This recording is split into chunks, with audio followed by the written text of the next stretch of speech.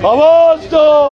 नमस्कार, आप सब जुड़ चुके हैं ट्रूथ के साथ और मैं हूं नियति। इस समय हम प्रेस क्लब में मौजूद हैं। मेरे पीछे देख सकते हैं, justice delayed is justice denied, we are patriots not terrorist. आप साफ तौर पे देख रहे हैं कि रीलोकेशन की डिमांड जो है वो की जा रही है। और रीलोकेशन की डिमांड की बात करें तो वो काफ़ी दिनों से चल रही है। आज 216 दिन हो चुके हैं और 216 दिनों में जो है लगातार रीलोकेशन की डिमांड जो है वो की जा रही है। और आप देख सकते हैं कि बड़े सारे बैरियर हमने आपको इनका जो प्रदर्शन था वो रिलीफ कमिश्नर ऑफिस से बताया था, पर आज एक बार फिर जो है यहाँ पर प्रेस क्लब में जो है ये प्रदर्शन करें। आइए इनसे बात करते हैं क्या कुछ इनका है। सर, आपका नाम? मेरा नाम रुबन सबरू। रुबन जी, कितनी देर हो गई आपको प्रदर्शन करते और जिस तरह से आप लोगों को थ्रेट दिए जा रहे हैं, क्या लगता है ये थ्रेट कौन दिलवा रहा है और क्यों दिलवा रहा है? देखो, 12 साल से प्राइम मिनिस्टर्स एम्प्लॉयमेंट पैकेज के प्रति कोई अच्छा चीज नहीं हुआ है। बहुत सी चीजें हुई हैं जिनको time to time successive government administration ने डाउन प्ले किया।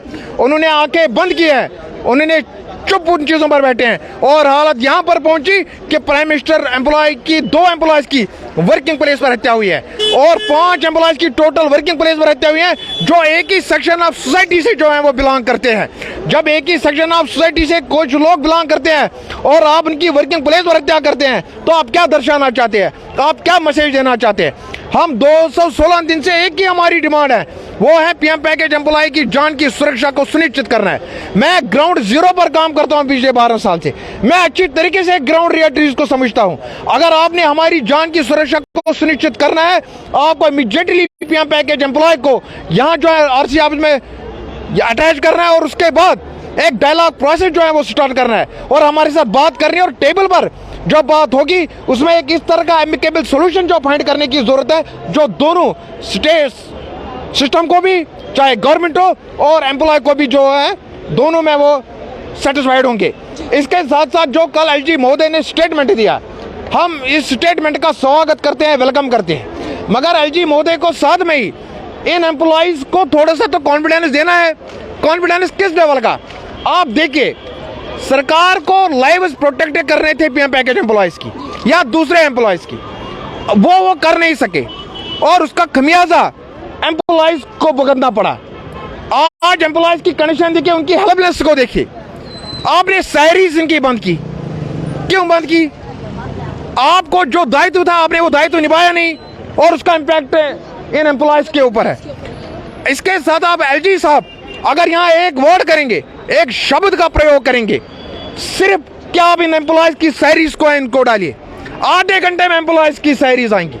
उस शब्द से हमारे जो जख्म है उन पर एक मरहम लगेगी। मुझे लगता है समय आया है एलजी साहब को शाम तक ये अल्फाज जो है वो कहने चाहिए कि इन एम्प्लॉय की सैलरी जो निकले। हम भी इसी स्टेट के वासी हैं, हम भी भारत देश में रहते हैं, हमारा कंट्रीब्यूशन है देश में, आप इसको इग्नोर नहीं कर सकते। आप कितने एट्रॉसिटीज करेंगे हमारे ऊपर, आप कितने कमिट करेंगे एट्रॉसिटीज? हमें शक्ति है उन एट्रॉसिटीज को बर्दाश्त करने की। हम उन एट्रॉसिटीज को बर्दाश्त करेंगे, भारत माता की जय के स्लोगन के साथ जो है वो बर्दाश्त करेंगे, मगर इस तरह आप इग्नोर मत कीजिए। एक कमेटी भी बनाई गई थी, उस कमेटी के ऊपर क्या कोई काम हुआ? देखो, जो एक पॉलिटिकल पार्टी ने कमेटी बनाई, कमेटी के chairman doctor Nirmal Singh ji governor महोदय से मिले, उन्होंने बात हमारी रखी है। उन्होंने कहा कि गंभीर विषय है, इस गंभीर विषय को आप सीरियसली लीजिए। उन्होंने कहा कि आप सैलरीज इनको कम से कम रिस्टोर कीजिए। जो कमेटियां उनके संपर्क में, हम कमेटी जो है वो बात करती हैं, जो आप देखेंगे उस पार्टी के अध्यक्ष भी है, बार बार वो डिमांड कर रहे हैं। हमें लग रहा है कि भारतीय जनता पार्टी के अध्यक्ष माननीय रविंद्र रैना जी, जो कमेटी के चेयरमैन माननीय डॉक्टर निर्मल सिंह जी, वो भी दोबारा हमारे विषय के ऊपर जो है वो बात करेंगे। उनको खुलकर बात करनी पड़ेगी, उनको कहना पड़ेगा कि इनके साथ इनजस्टिस हुआ एम्प्लॉयज के साथ। वो 2010 से इस चीज को देखते हैं, वो इनजस्टिस को इग्नोर नहीं कर सकते हैं, वो हमारी प्लाइट को इग्नोर नहीं कर सकते हैं। बात करने का समय आया, एलजी महोदय को बताने का समय आया है, गृह मंत्री को बोलने का समय आया है, प्रधानमंत्री को बोलने का समय आया है। क्या आप बताएं? जब से आप बैठे हुए हैं उसके बीच में गृह मंत्री का भी दौरा रहा था जम्मू में, क्या तब भी कोई शासन था? देखो, मैं आपको एक बात क्लियर कहना चाहता हूँ, हम एक पीस लविंग कम्युनिटी है। हम वर्ड्स का यूज करते हैं, हम वायलेंस का यूज नहीं करते हैं। शायद यही हमारी वजह है हमने कभी रिकोर्स स्टोन पेल्टिंग का नहीं लिया है, हमने कभी ब्लडशेड का रिकोर्स नहीं लिया है।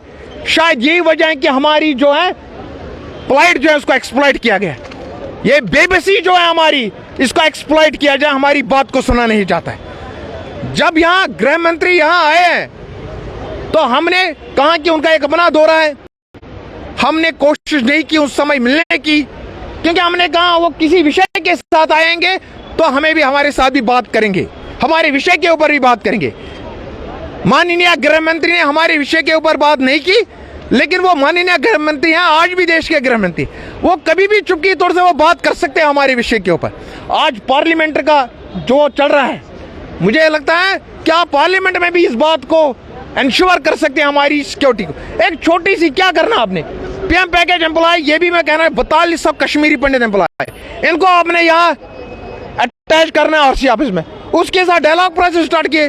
कौन सा तूफान आने वाला है? आप हमारे काम यहाँ लीजिए, देखो 216 दिन से हम रोड पर ही है ना, धूप है, ह्यूमिड कंडीशंस रही, यहाँ बारिश रही, हम तो रोड पर ही हैं, हमें तो कुर्सी पर होना चाहिए, हम तो रोड पर है।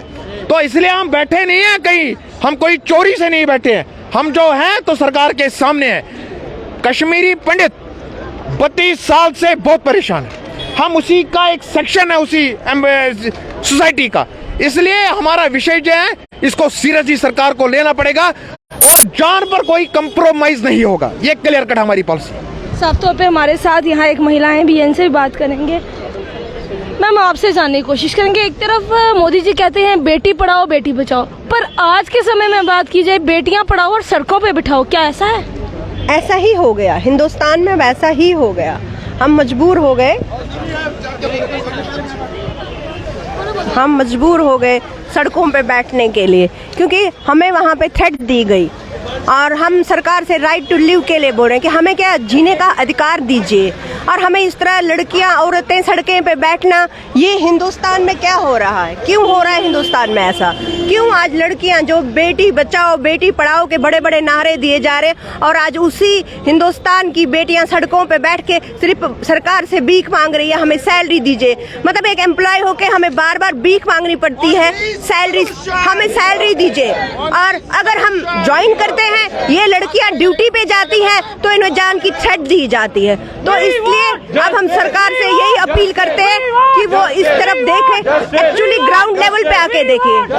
आश्वासन, बहुत से आश्वासन दिए गए हमें इन 6 मंथों में कि आपकी सैलरी रिलीज की जाएगी, आपको घर का गुजारा किस तरह से हो रहा है? घर का गुजारा तो बहुत ही मुश्किल से, आप समझते हैं कि जब एम्प्लॉय को 1 महीने सैलरी नहीं मिलती है तो वो हिल जाता है, क्योंकि उसको हैंड टू माउथ करने की आदत होती है। उसका फिक्स होता है कि अगर मुझे 30,000 सैलरी मिल रही है, मैंने अपना घर कैसे चलाना है। और हम कश्मीरी पंडित पहले ही माइग्रेशन में सब कुछ अपना छोड़ के आए हैं। आज ना हमारे पास कोई जमीन नहीं है, हम जो कुछ भी इसी सैलरी पे जिंदा रह रहे हैं। आज हमने अपने बच्चों को घर पे बिठा के रखा है, उनको कोई स्कूल नहीं भेज रहे इसलिए कि हमारे पास फीस नहीं है। बच्चे घर पे बैठे हैं, हम कैसे हमारा कोई त्योहार नहीं मनाया जा रहा है, कहीं जा नहीं रहे, सिर्फ यहाँ सड़कों पे बैठ के गवर्नमेंट सरकार से गुहार लगाए जा रहे हैं और बार बार सरकार से यही अपील कर रहे हैं कि वो हमारी सैलरी रिलीज किया जाए ताकि हम जिंदा रह सकें। जिंदा रह, कश्मीरी पंडित तो वैसे ही खत्म हो जा रहा है। हिंदुस्तान में